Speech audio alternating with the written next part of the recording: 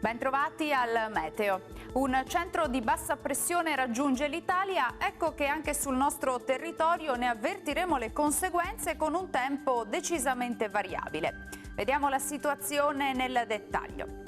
Sul Veneto sarà spiccatamente instabile con al mattino rovesci e temporali un po' a carattere sparso sulla nostra regione, alternati a parentesi più asciutte con ampi spazi di sereno, questo soprattutto nelle ore pomeridiane, fenomeni via via in esaurimento entro la serata.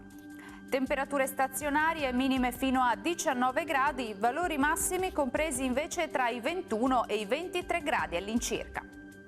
Poche novità poi sul Friuli, Venezia, Giulia, anche qui avremo qualche annuvolamento con qualche locale precipitazione, ma non mancheranno anche delle ampie schiarite soleggiate con il passare delle ore. Temperature minime tra 17 e 20 gradi, massime comprese invece tra i 23 e i 25 gradi. Ci spostiamo infine sul Trentino Alto Adige, anche qui lo scenario sarà simile con piogge diffuse, ma anche in questo caso migliorerà entro la notte. Temperature minime sui 15 gradi, valori massimi sui 24-25 all'incirca. Dal Meteo di Antenna 3 per ora è tutto, vi ringrazio per l'attenzione e vi do appuntamento al prossimo aggiornamento. Arrivederci.